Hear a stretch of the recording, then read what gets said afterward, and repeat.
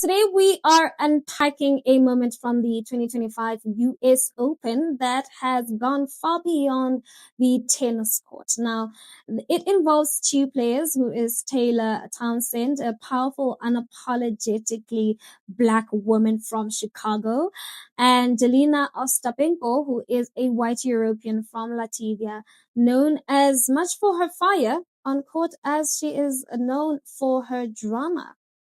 Let's watch. Some people say bad things. She told me I have no class, I have no education, and to see what happens when we get outside the U.S. So I'm looking forward to it. I mean, I beat her in Canada outside the U.S. I beat her in New York outside the U.S. So let's see what else she has to say. One thing you know for sure, Taylor Townsend ain't for backing down. Not at all.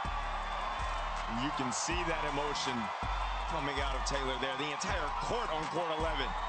Taylor egging it on. You love to see that competitive fight. All she's been through is where she is now. She is as confident now, despite her ranking, as she has ever been. You lost, and you're upset about that. I stood up for myself, and I kept in my mind in that moment how I wanted to portray myself and how I wanted to show up. And if my son were to see this interaction, how would he view it? And I think he would be proud of the way that I handled the situation. Now, on day 4 of the US Open, Taylor Townsend pulled off a stunning victory over Jelena, who is a former French Open champion, ranked 139th in singles, but number 1 in doubles. And Taylor came in like a underdog and walked away with the clear victor.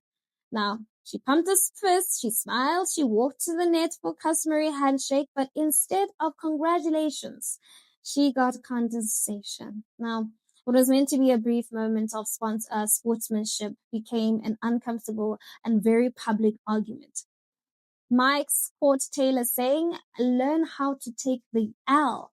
But what she later told ESPN is what was set off the alarm bells. And rightfully so. Taylor says Jelena told her that you have no class, you have no education, and let's see what happens when we get outside the US. Now, I want us to pause right there, and I want to speak as a Black African woman who's no stranger to the coded language of superiority. You have no class, you have no education, and let's not even lie to ourselves. We know what those words mean when they're aimed at us, right? They're not just insults, but they are colonial echoes, which is the language of dominance disguised as critique. And the idea that outside the US, Taylor would somehow be put in her place, that's not just arrogance, family. That's intimidation and a subtle threat. But rather than issuing an apology or clarifying her tone, Jelena took to Instagram, and let me tell you, it was a textbook deflection. She claimed that Taylor was disrespectful, that she should have apologized during a pivotal point in the match, and that playing in her homeland doesn't give her permission to act however she wants. Excuse me? Let's be honest here.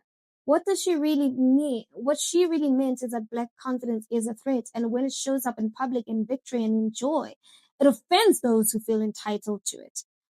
But then, of course, Taylor responded, and the way she did it, family, it was a masterclass in grace. She didn't explode, she didn't retaliate, she didn't even play the victim. Let's check this video out. Talking about being tested. Yeah. Coming out of that match where, she said some unflattering things about your... Jelena Ostapenko. Yes. Oh, yeah. Lack of education and all those. She has since apologized. And I'm wondering, did that ring true to you? She said it was her second language. She didn't fully understand the words she was saying. Yeah. Did her apology ring... Because you handled that with such class and grace. No, I mean... The thing is I have compassion and understanding. I know and I understand that it's not her first language. And I said that I don't think that she really understands the words that she said and what they mean to us and our culture and where we are in America. She doesn't understand the magnitude of what those words mean and the weight behind them. And, Is there a but there after that? I mean, the body language was. No, I know. Is there? Yeah, but I mean, it's like, there were things that transpired after the fact that it was just like, okay, like, this may not be the most sincere, but as a human, I'm just like, okay, I understand, and you give grace where grace is due. But then, like I said, I was like, I don't tolerate disrespect. And especially when I treat you with respect and with sportsmanship and I'm honoring the game, don't disrespect me. You handled it beautifully. Yeah. No, and Thank you. Nate, I like what she said. You let your racket do the talking. Let my racket talk. Yeah. That's all we can do. And that's it, right there. That quiet dignity in the face of provocation, that ability to stay composed while being stereotyped or insulted. That is what so many Black people are forced to do every single day. I mean, you get insulted and expected to smile through pain. You win and you are still questioned, and you show emotion and they say that you lack class. It's quite exhausting. It's global and it's long overdue for change. Now, to be clear, Jelena later deleted her posts and issued another vague statement saying that I have never been racist and I love all nations. And we've heard that line before, haven't we? The old, I don't see color defense. The you are making it about race line, right? And the I'm real victim here. But family, we are tired of it. But through all of this, Taylor gave the world something very powerful, which is a living example of what it looks like to rise above smallness. And she reminded us that you actually don't need to clap back to make a statement. Sometimes existing proudly in your Blackness, in public, in excellence, in joy is the clapback. And that's why she's being celebrated, and not just for the win, but what she actually represents. And as Taylor moves on to the next round of tournament, we move with her, because every time a Black person refuses to shrink, that is a victory for all of us. So to Taylor, we see you, and not just as an athlete, but as a symbol of resilience, of class, and of quiet power. You didn't win the tennis match. You won the back narrative, and you reminded us that Black grace under fire is actually not weakness, but it's actually weaponry.